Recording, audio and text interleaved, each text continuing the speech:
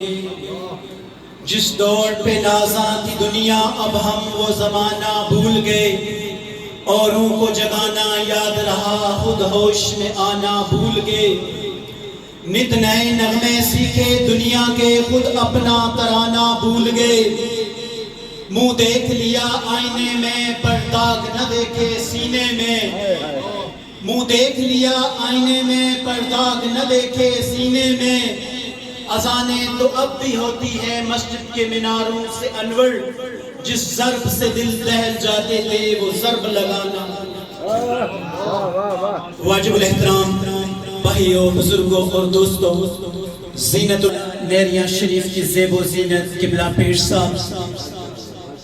جیسا کہ آپ کو معلوم ہے آج کی بزم احسال و ثواب پر بھی ہے اور نبی علیہ السلام کے میلاد کے حوالہ سے بھی ہے۔ تو میرے محترم بھائیوں اور بزرگوں، اللہ رب العزت نے اپنے محبوب کو اگر پیدا کرنا مقصود نہ ہوتا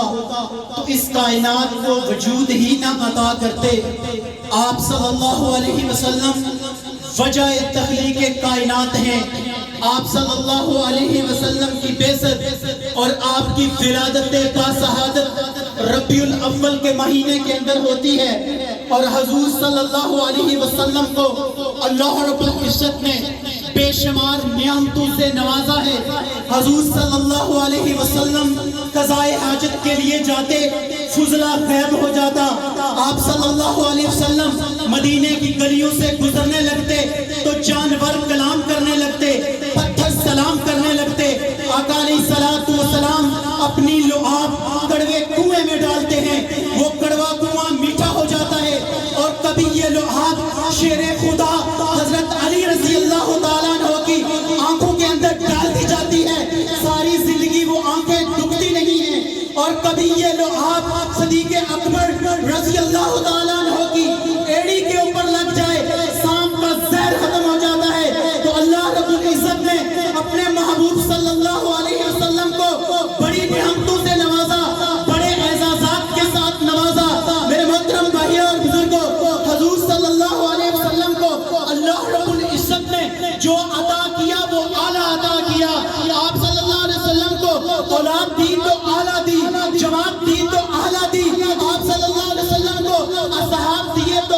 اعلیٰ دیے، لیکن حضور صلی اللہ علیہ وسلم کی جو نسل ہے وہ حضرت فاطمہ الزہرا رضی اللہ تعالیٰ عنہا سے چلتی ہے۔ آپ صلی اللہ علیہ وسلم کے جو بیٹے ہیں بچپن ہی کے اندر آپ دنیا سے رخصت ہو جاتے ہیں، آپ کا آخری لمحہ جگر حضرت ابراہیم علیہ السلام آپ دنیا سے جانے لگے ہیں، آپ صلی اللہ علیہ وسلم نے ہاتھوں کے اندر اٹھایا ہوا ہے اور فرما رہے ہیں ابراہیم تیری جدائی کے اندر ہم بڑے غمزدہ ہیں، لیکن میرے محترم بھائی اور بزرگوں، ابو جہل کی بیوی ام جمیل آپ صلی اللہ علیہ وسلم کو دکھ دینے میں پیش رہتی، وہ بے ایمان عورت حضور صلی اللہ علیہ وسلم کے پاس آئی ہے اور کہتی ہے کہ آپ کی نسل ختم ہو جائے گی، آپ کا یہ بیٹا بھی دنیا سے رخصت ہو رہا ہے، بیٹوں کی وجہ سے بندے کی نسل چلتی ہے، لیکن اللہ کے محبوب صلی اللہ علیہ وسلم پریشان ہے، جبرائیل امین وحی لے کر آتے ہیں اور کیا فرماتے ہیں،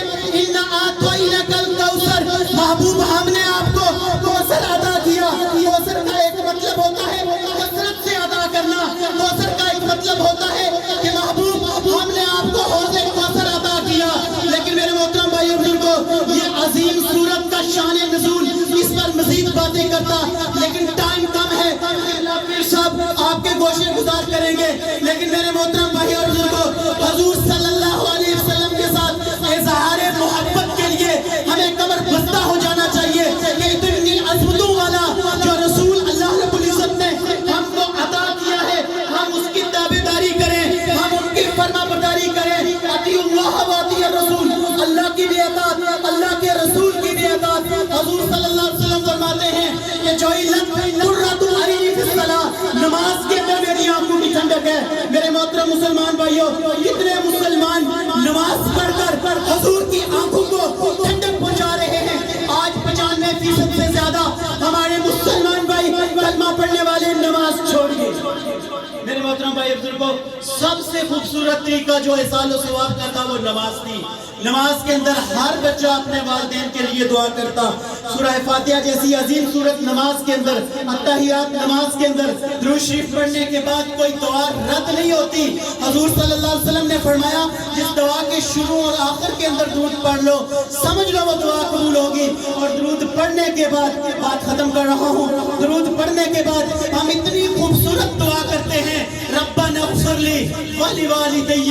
وللمؤمنین. میرے محترم بھائی اور بزرگوں، اگر اپنی اولادوں کو نمازی بنا کر جاؤ گے، میرے محترم بھائی اور بزرگوں، اگر اپنی اولادوں کو دین کی طرف لگا کے جاؤ گے، آپ صلی اللہ علیہ وسلم کی محبت ان کے قلب سینہ میں بٹھا کر جاؤ گے، آپ قبر کی پاتال میں اتر جاؤ گے. یہ بچے آپ کے لیے صدقہ جاریہ بن کر روزانہ 5 دفعہ اور پھر ہر دوسری یا چوتھی تیسری رکعت کے بعد یہ دعا کریں گے، ربنا اغفر لی، اے اللہ میری بخشش فرما، ولوالدی، اور میرے والدین کی بخشش فرما، وللمؤمنین، اور سارے مومنوں کو اپنی دعاؤں میں شامل کر لیں گے. جو کچھ کہا سنا اللہ عمل کی توفیق عطا فرمائے. آج کی بزم کی وسادت سے یہ عزم اور ارادہ کر کے نکلیں کہ انشاءاللہ ہم نے کوئی نماز قضا نہیں کرنی ہے، نماز باجماعت کا آئندہ سے اہتمام فرمائیں گے، کوشش کریں گے انشاءاللہ. جو کچھ کہا سنا اللہ عمل کی توفیق عطا فرمائے.